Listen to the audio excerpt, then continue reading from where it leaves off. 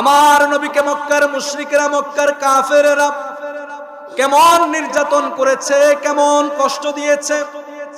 নবীজি আমার রাস্তা দিয়ে হেঁটে যায়, মক্কার মুশরিকেরা রাস্তার দুই পাশে তারা ওত পেতে বসে থাকে জংলার ভিতরে।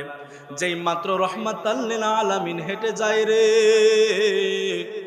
মক্কার মুশরিকেরা রাস্তার দুই পাশ থেকে বের হয়ে আমার নবীর গলার মধ্যে এইভাবে রুমাল ফেসাইয়া শ্বাসরোধ করে আমার নবীকে হত্যা করতে চায়। বলুন নাউজুবিল্লাহ। নবীজি আমার এরপরেও মক্কা ছেড়ে যায় না। নবীজি নামাজের সিজদায় যায়, আল্লাহর সাথে মুলাকাত করে। নামাজের সিজদায় নবীজি গেল, আবু জাহেল ওটের নারী বুড়িগুলা দিয়া আমার নবীর পিঠের উপরে চাপা দেয়। বলুন না নাউজুবিল্লাহ। মা ফাতেমা যখন এই দৃশ্য দেখলো, ছোট্ট মেয়ে ফাতেমা যখন দেখলো রহমাতাল লিল আলামিনের পিঠের উপরে ওটের নারী বুড়িগুলা দিয়া চাপা দিয়েছে রে আমার বাবারা, মা ফাতেমা দুইটা চোখের পানি ছেড়ে দিয়ে আব্বা আব্বা বলতে বলতে আমার নবীর কাছে এসে ওটের নারী বুড়িগুলা আমার নবীর পিঠ থেকে নামায়। চিৎকার দিয়ে বলুন না আল্লাহু আকবার। তারপরে আমার নবী মক্কা ছেড়ে যায় না। মক্কার মুশরিকেরা উহুদের ময়দানে আমার নবীর দান মুবারক ভেঙে ফেলে, আমার নবীর মাথা মুবারকের মধ্যে তরবারির পিঠ দিয়া আঘাত করে। নবীর কুফাল মুবারক ফেটে যায়, হেলমেটে ভেঙে যায়। তারপরেও আমার নবী মক্কা ছেড়ে যায় না। নবীজি তায়েফের ময়দানে গেলেন। তায়েফবাসীরা আমার নবীকে ছোট্ট ছোট্ট বাচ্চাদেরকে লাগাইয়া দিল। ওই যে লোকটারে দেখতেছো, একটা পাগল মানুষ, তারে তোমরা পাথর মারো, তারে তোমরা পাথর মারো। ছোট্ট ছোট্ট বাচ্চারা, ওই তায়েফের যুবকেরা আমার নবীকে চিনে না, আমার নবীকে চিনে না। তারা আমার নবীকে পাথর মেরে রক্তাক্ত করে দেয়। আমার নবী একবার নয়, দুইবার নয়, তিনবার আমার নবী জমিনের মধ্যে বেহুশ হয়ে পড়ে যায়। বলুন আল্লাহু আকবার। কেমন নির্যাতন স্বীকার করলেন, কেমন কষ্ট সহ্য করলেন আল্লাহর হাবিব। তারপরেও মক্কা ছেড়ে যায় না রে আমার বাবারা। আজকে মক্কার মুশরিকেরা, কাফেরেরা সবাই যুক্তি করলো, মুহাম্মদকে একেবারে যদি খতম করে দেওয়া না যায়, মুহাম্মদকে যদি দুনিয়া থেকে বিদায় করে না দেওয়া হয়, তাহলে আমাদের বাপদাদার ধর্ম সে থাকতে দিবে না। আমাদের বাপদাদার ধর্ম মাটির সাথে মিশিয়ে দিয়ে তার ধর্ম সে দুনিয়ার মধ্যে প্রতিষ্ঠিত করবে। না না না না, মুহাম্মদকে আর বাঁচিয়ে রাখা যাবে না। মক্কার মুশরিকেরা ষড়যন্ত্র করলো, মক্কার মুশরিকেরা ষড়যন্ত্র করলো, রাতের আধারে আমার নবীকে তারা হত্যা করবে। আল্লাহ রাব্বুল আলামিন জানিয়ে দিলেন, হাবিব, ও আমার হাবিব, আজকে আপনি আর আপনার বিছানায় ঘুমাবেন না। আজকে আপনার বিছানায় আপনার সাহাবী হযরত আলীকে ঘুমাইতে দিবেন। বলুন সুবহানাল্লাহ। নবীর সাহাবী হযরত আলী নবীর বিছানায় ঘুমাইলো। আমার নবী আরেকজন সাহাবীর ঘরের মধ্যে অবস্থান নিল। এই দিক দিয়ে মক্কার মুশরিকেরা ঘরের ভিতরে যেই মাত্র ঢুকলো রে আমার বাবারা, দেখতেছে চাদর মুড়ি দিয়ে শুয়ে আছে, চাদর মুড়ি দিয়ে শুয়ে আছে। মক্কার মুশরিকরা বলে, আমরা যদিও মানুষ মারি, তারপরও আমাদের একটা রীতিনীতি আছে, মারার আগে তারে ভাত খাওয়াবো। আসেনি? কথা বলুন, আসেনি? ঢাকা বিশ্ববিদ্যালয়ের মধ্যে একটা পাগল ছিল, দিন কোনটা রাত কোনটা, ভালো কোনটা মন্দ কোনটা বুঝে না। মা নাই, বাবা নাই, এতিম সন্তান, ভাত চাইলো, তারে ভাত খাওয়াইয়া এমন মারা মারছে রে, দুনিয়া থেকে বিদায় করে দিয়েছে। মক্কার মুশরিকেরা বলে, ঘুমন্ত মানুষকে আমরা মারবো না, আগে তারে আমরা ঘুম থেকে জাগাই। যেই মাত্র ঘুম থেকে জাগাইলো, মুখ থেকে চাদরটা যেই মাত্র সরাইলো, তারা দেখতে পায় রে আমার নবী নয়, হযরতে মাওলা আলী আমার নবীর বিছানার মধ্যে শুয়ে আছে। বলুন সুবহানাল্লাহ। কত নির্যাতন আমার নবী সহ্য করলেন। মক্কা থেকে আমার নবী হিজরত করে আমার নবী চলে গেলেন মদিনায়। হিজরতের সঙ্গী কেউ নাই। আমার নবীর সাহাবী হযরতে আবু বকর, ওই আবু বকরকে আমার নবী বললেন, আবু বকর রে, আমি নবীর হিজরতের সাথী তুমি হবে। আবু বকর সিদ্দিক 6 মাস পর্যন্ত বিছানার মধ্যে তার পিঠ লাগাই নাই। বলুন সুবহানাল্লাহ। হিজরতের রাত্রে আমার নবী ঘরের দরজার মধ্যে যেই মাত্র টোকা দিল, সিদ্দিকে আকবর সাথে সাথে দরজাটা খুলে দিয়ে হাজির। লাব্বাইক ইয়া রাসূলুল্লাহ, আমি হাজির।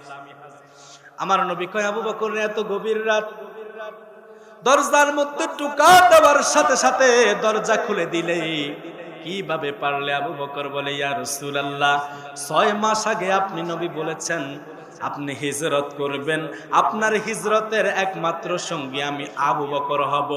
ওই থেকে আমি আবু বকর একটা রাতও বিছানার মধ্যে পিঠ লাগাই নাই, দরজার সাথে পিঠ লাগাইয়া আমি আবু বকর অপেক্ষা করতাম, না জানি আপনি নবী কোন রাতে এসে দরজার মধ্যে টোকা দেন। আমি আবু বকর যদি ঘুমিয়ে যেতাম, ইয়া রাসূলুল্লাহ, যদি আমি আবু বকর ঘুমাইয়া যাইতাম গো নবী, আপনি নবী এসে ঘরের দরজার মধ্যে টোকা দিতেন, ডাক দিতেন। আমি যদি ঘুমের মধ্যে থাকতাম, আমি আবু বকর যদি সাড়া না দিতাম, আপনি নবী চলে যাইতেন। ইয়া রাসূলুল্লাহ, আপনি নবী মনে কষ্ট পাবেন, এমন কাজ আমি আবু বকর করতে পারি না, যার কারণে 6 মাস পর্যন্ত আমি আবু বকর বিছানার মধ্যে আমার পিঠ লাগাই নাই। চিৎকার দিয়ে বলুন না সুবহানাল্লাহ।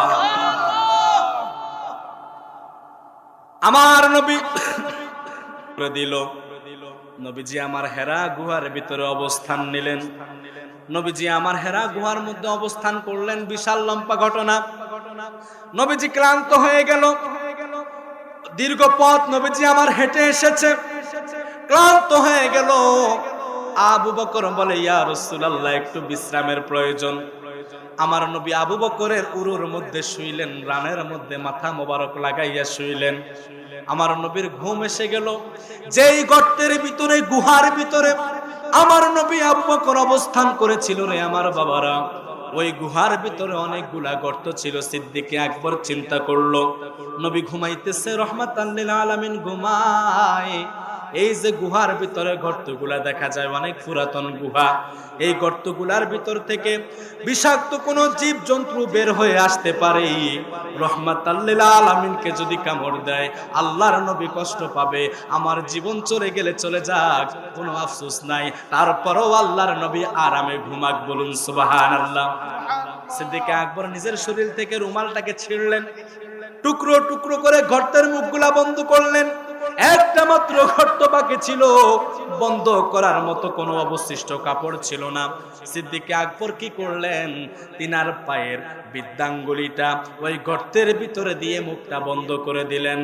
ওই গর্তের ভিতরে ঈসা রুহুল্লাহর জামানার একটা সাপ বসবাস করতেছিল, যে সাপটা আল্লাহর কাছে ফরিয়াদ করেছিল, আল্লাহ, আখিরি নবী রহমাতাল লিল আলামিনকে দেখতে পাবো, ওই রকম দীর্ঘ হায়াত আপনি আমাকে দান করেন। বলুন সুবহানাল্লাহ। একটু দুরূদ শরীফ পড়েন, আল্লাহুম্মা সাল্লি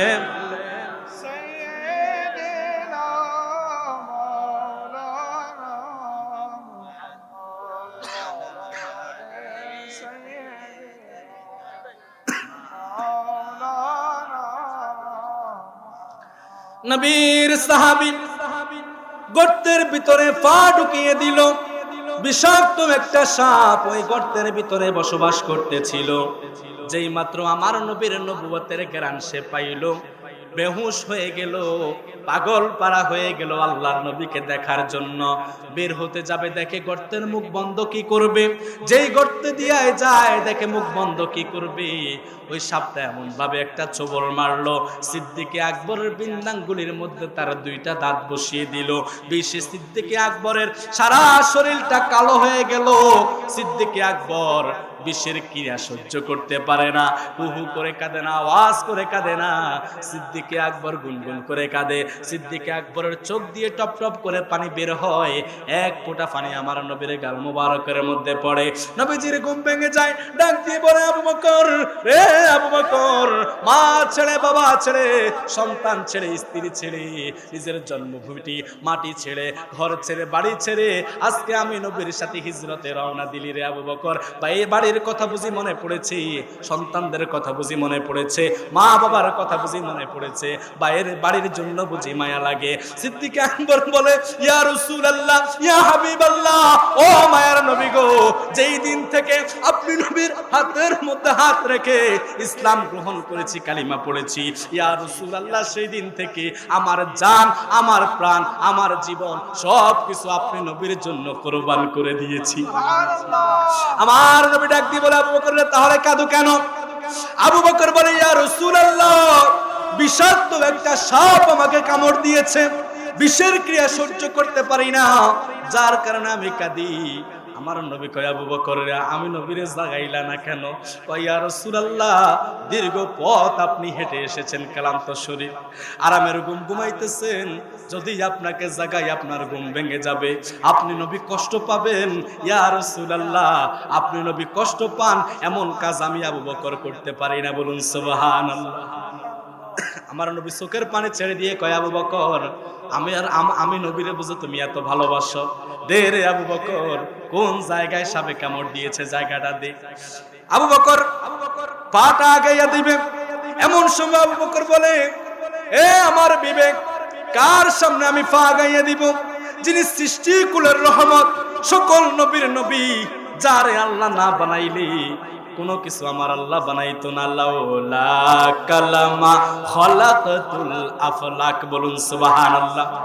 যারে আল্লাহ না বানাইলে কোনো কিছু আল্লাহ বানাইতো না, সেই নবীর সামনে আমি পা দিব, এটা তো বড় বেয়াদবি হয়। না না না, এমন কাজ আমি করতে পারি না। আমার নবী কয়, আবু বকর রে, আমি নবী বলেছি পা আমার সামনে দাও, বলুন সুবহানাল্লাহ। সিদ্দিক আকবর ডরে ডরে কাঁপতে কাঁপতে আমার নবীর সামনে যেই মাত্র পাটা বাড়িয়ে দিল, আমার নবী জিহ্বা মুবারক থেকে, মুখ থেকে একটু থুতা মুবারক নিয়ে, একটু থুতু নিয়ে ওই সাপে কাটা জায়গায় লাগিয়ে দিল। মুহূর্তের ভিতরে সিদ্দিক আকবর ভালো হয়ে গেল, বলুন সুবহানাল্লাহ। আবু বকর সিদ্দিকের সাপে কামড়াইছে, কথা কোন ঠিক নেই? আঙ্গ নবীর থুত দিয়া বালা হই গেছে, সুবহানাল্লাহ। আবু বকর সিদ্দিকের সাপে কামড়াইছে, আঙ্গ নবীর থুত দিয়া বালা হই গেছে। ওরে ওই যুগে কি ওজা বৈদ্যা, ওই যুগে কি ওজা বৈদ্যা, এগুন ছিল নি, বিজ্ঞানীদের বিজ্ঞানী আঙ্গ নবীজি, কন্যা বিজ্ঞানীদের বিজ্ঞানী আঙ্গ নবীজি। এমন একজন মায়ার নবী, এমন একজন দয়াল নবী খুঁজা পাইবানি, এমন একজন দয়াল নবী খুঁজা পাইবানি, বিজ্ঞানীদের বিজ্ঞানী আঙ্গ নবীজি, কন্যা বিজ্ঞানীদের বিজ্ঞানী। আবু বকর সিদ্দিকের সাপে কামড়াইছে, আঙ্গ নবীর থুত দিয়া বালা হয়ে গেছে।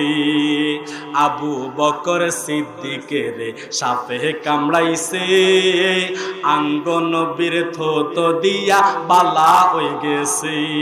আরে ওই যুগে কি ওজা বৈদ্যা, ওই যুগে কি ওজা বৈদ্যা, এগুন ছিল নি, বিজ্ঞানীদের বিজ্ঞানী আঙ্গ নবীজি, কন্যা বিজ্ঞানীদের বিজ্ঞানী। বিজ্ঞানীরা রকেটে দিয়া চাঁদের দেশে যায়। কথা কোন ঠিক নি? ঠিক না? ঠিক না? বিজ্ঞানীরা রকেটে দিয়া চাঁদের দেশে যায়, আঙ্গনবী রকেট ছাড়া আল্লাহর বাড়ি যায়। সুবহানাল্লাহ। বিজ্ঞানীরা রকেটে দিয়া চাঁদের দেশে যায়, আঙ্গনবী রকেট ছাড়া মেরাজ শরীফে যায়। আরে হেই যুগে কি রকেটে বিমান, হেই যুগে কি রকেটে বিমান, এগুন ছিল নি বিজ্ঞানীদের বিজ্ঞানী আঙ্গনবীজি। কন্যা বিজ্ঞানীদের বিজ্ঞানী আঙ্গনবীজি। এমন একজন মায়ার নবী, এমন একজন দয়াল নবী টোগাই ফাইবানি, এমন একজন দয়াল নবী খুইজা ফাইবানি।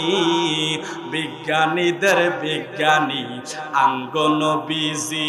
বললেন বিজ্ঞানীদের বিজ্ঞানী।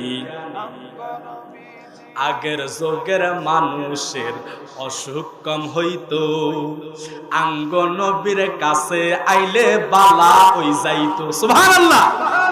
আগের যুগের মানুষের অসুখ কম হইতো, আঙ্গনবীর কাছে আইলে বালা হই যাইতো।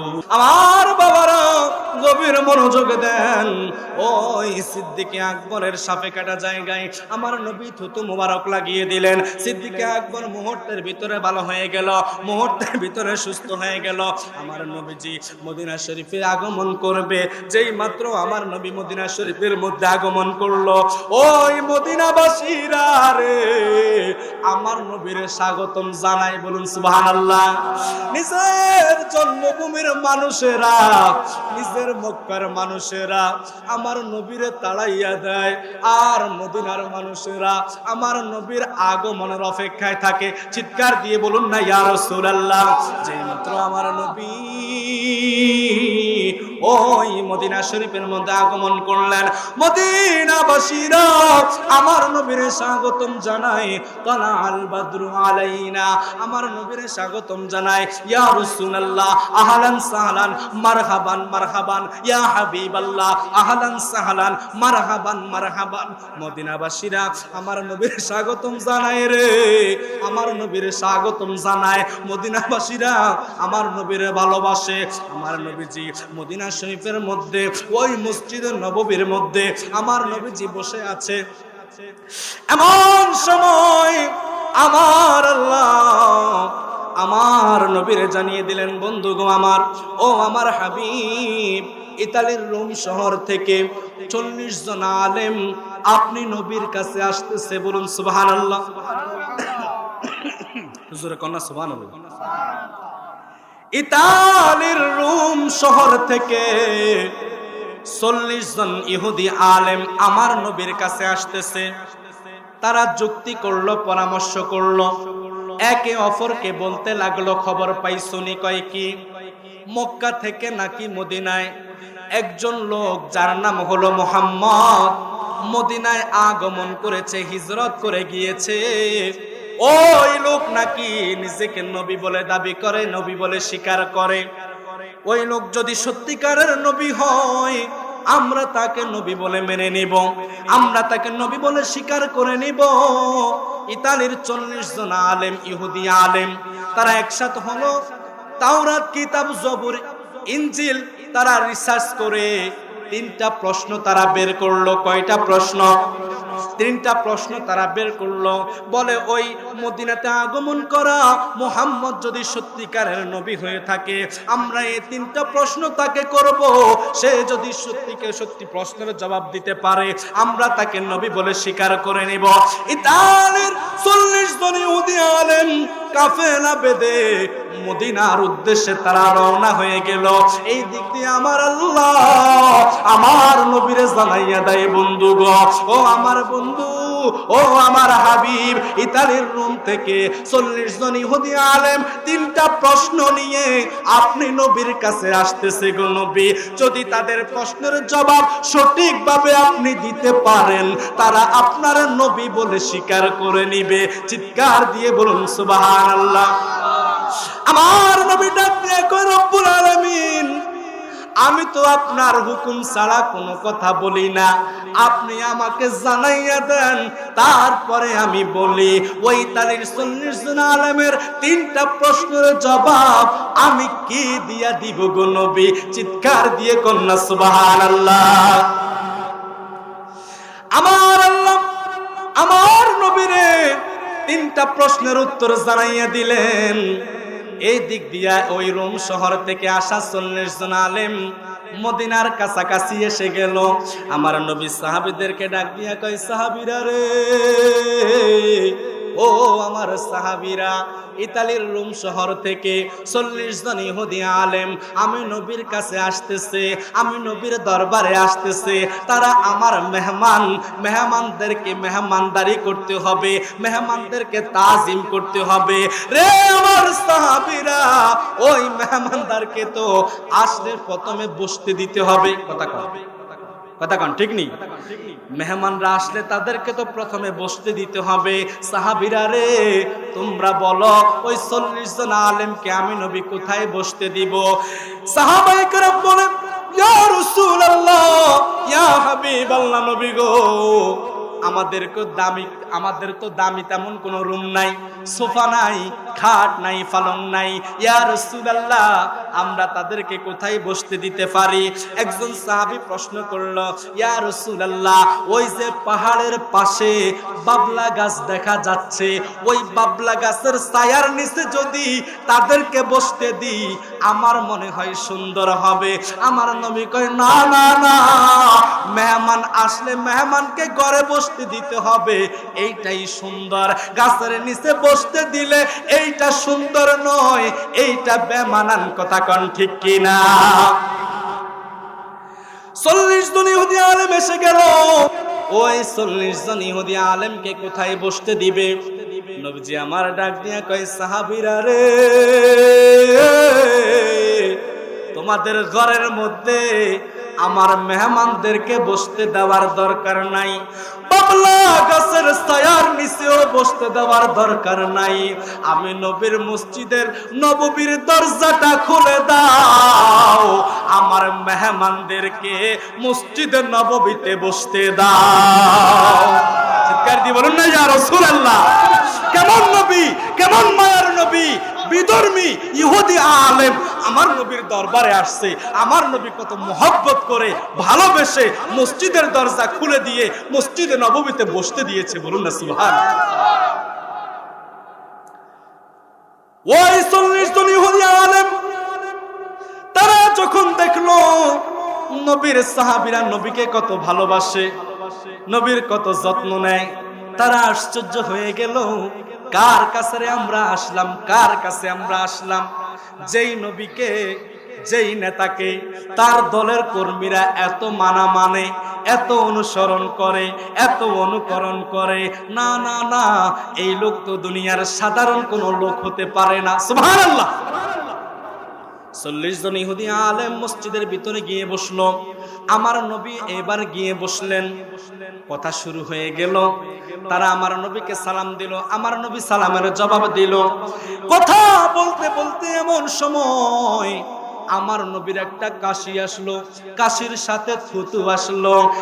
একজন নয়, দুইজন নয়, ওই ইহুদি আলেমেরা লক্ষ্য করে দেখতেছে আমার নবীর যে থুতু এসেছে রে বাবারা, নবীর একজন নয়, দুইজন নয়, অনেকগুলা সাহাবী নবীর মুখের সামনে হাত তারে বাড়াইয়া দিছে। চিৎকার দিয়ে বলুন না সুবহানাল্লাহ। নবীর কাশি আসলো, থুতু আসলো। 40 জন ইহুদি আলেম তাকাইয়া দেখে নবীর সাহাবীরা হাত বাড়াইয়া দিছে। ইয়া রাসূলুল্লাহ, আপনি নবীর থুতু মুবারক আমাদের হাতের মধ্যে দিয়ে দেন। বলুন সুবহানাল্লাহ। 40 জন ইহুদি আলেম আশ্চর্য হয়ে গেল। কি দেখলাম রে, কি দেখলাম, কি দেখলাম, কার কাছে আইলাম? এইবার কথাবার্তা শেষ হয়ে গেল। আমার নবী এইবার 40 জন ইহুদি আলেমদেরকে ডাক দিয়ে বলে, ও আলেমরা, আপনারা আমার কাছে কেন এসেছেন? কয়, ইয়া রাসূলুল্লাহ, আমরা আপনার কাছে কেন এসেছি, কি নিয়ে এসেছি, আমরা সেই কথা ভুলে গেছি। আপনার সাহাবীদের কর্মকাণ্ড দেখে। বলুন সুবহানাল্লাহ। এইবার আমার নবী বলেন, আপনারা ইতালির রোম শহর থেকে আমি নবীর কাছে কেন এসেছেন, কি জন্য এসেছেন, আমি নবী কি বলে দিব? সুবহানাল্লাহ বলেন না। আমি নবী কি বলে দিব? কয় আপনি জানেন? কয় শুধু জানি না, আপনারা তিনটা প্রশ্ন নিয়ে আমার কাছে এসেছেন, তিনটা প্রশ্ন আপনারা আমাকে করবেন। ইহুদি আলেমরা অবাক হয়ে গেল। ইয়া রাসূলুল্লাহ, ইয়া হাবিবাল্লাহ, নবী গো, আমরা তো এই কথা ভুলে গেছি। আপনার খবর পাইয়া তাওরাত, জবুর, ইনজিল গাইটা তিনটা প্রশ্ন রেডি কইরা আপনি নবীর কাছে আমরা রওনা দিয়েছি। আপনি নবীর সাহাবীদের এমন ভালোবাসা, এমন কর্মকাণ্ড দেখে আমরা ওই তিনটা কথা ভুলে গেছি। ইয়া রাসূলুল্লাহ, আপনি নবী জানলেন কিভাবে?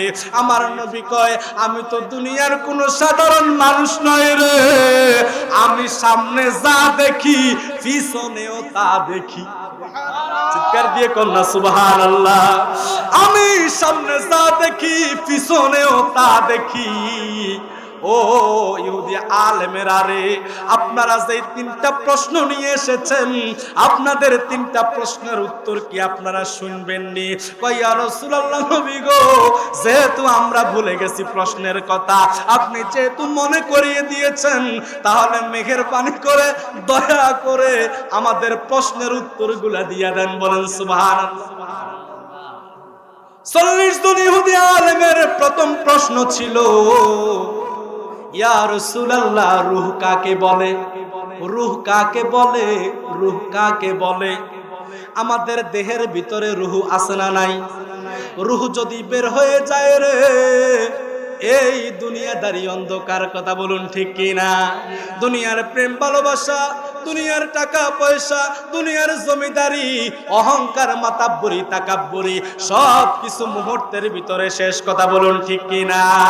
এই প্রাণ পাখিটা যতক্ষণ পর্যন্ত দেহের ভিতরে আছে, ততক্ষণ পর্যন্ত আপনার আমার ক্ষমতা আছে, কথা কোন ঠিক কিনা?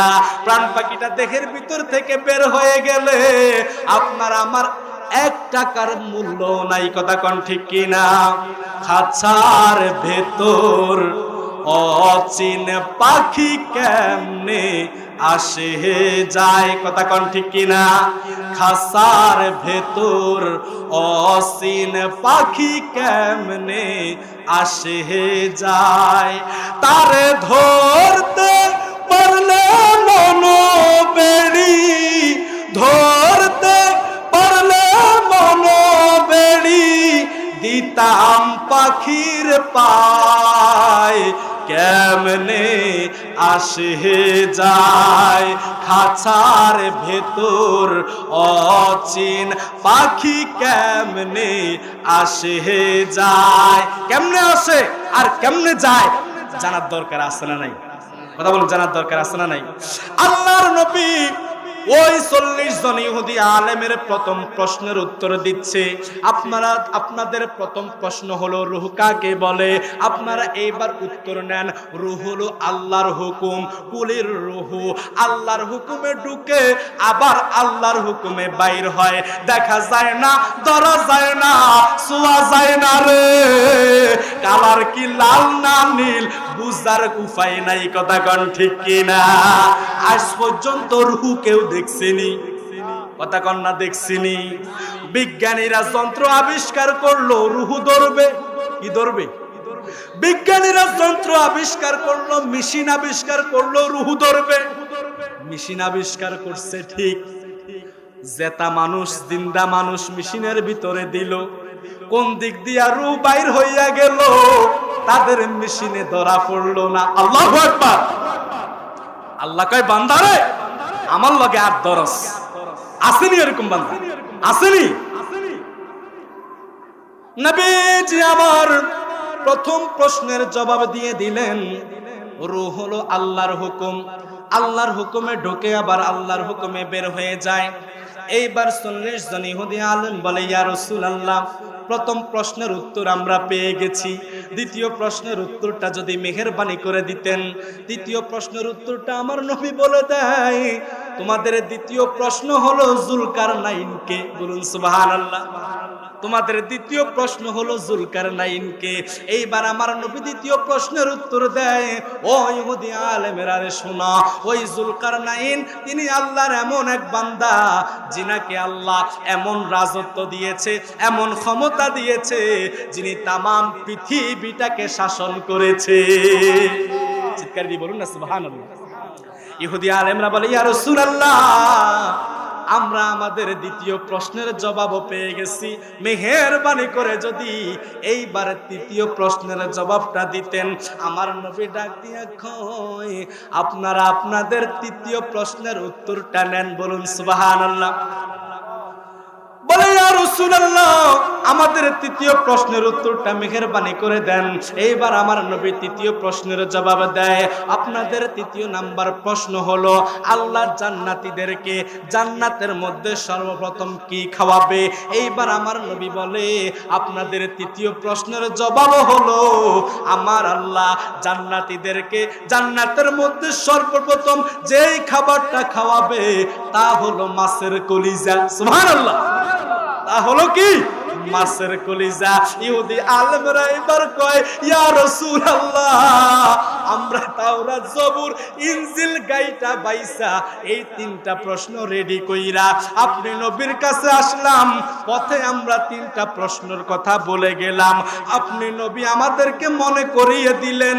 শুধু মনে করিয়ে দিলেন না, আমাদের তিনটা প্রশ্নের উত্তরও দিয়া দিলেন। ইয়া রাসূলুল্লাহ, ইয়া হাবিবাল্লাহ, আমাদের আর বুঝতে বাকি রইল না, আপনি যে সাধারণ মানুষ নয়, আপনি যে আল্লাহর নবী। আর দেরি কইরেন না গো নবী, আমাদেরকে কালিমা পড়াইয়া দেন, মুসলমান বানাইয়া দেন। চিৎকার দিয়ে বলুন না ইয়া রাসূলুল্লাহ।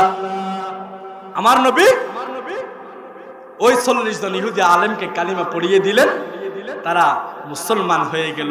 আমার নবীর আদর্শ দেখে, আমার নবীর কথা দেখে, আমার নবীর আখলাক দেখে, আমার নবীর ব্যবহার দেখে, কথা বলুন ঠিক কিনা, সেই নবীকে অনুসরণ করা, অনুকরণ করা আমাদের ফরজ, ফরজে আইন। কথা বলুন ঠিক কিনা। যদি কোনো উম্মত নবীর আদর্শ থেকে বিচ্যুত হয়ে যায়, নবীর কর্ম যদি না মানে, নবীর আদর্শ যদি না মানে, নবীর দেখানো পথে যদি না চলে, সেই ব্যক্তিকে আমার নবী কখনো উম্মত বলে স্বীকার করবে না। কথা বলুন ঠিক কিনা। অতএব আল্লাহ পাক রব্বুল আলামিন নবীর প্রত্যেকটা হুকুমের প্রতি, আমলের প্রতি, নবীর প্রত্যেকটা কথার প্রতি আমাদেরকে মানার, আমল করার তৌফিক দান করুক। সকলে বলি আমিন।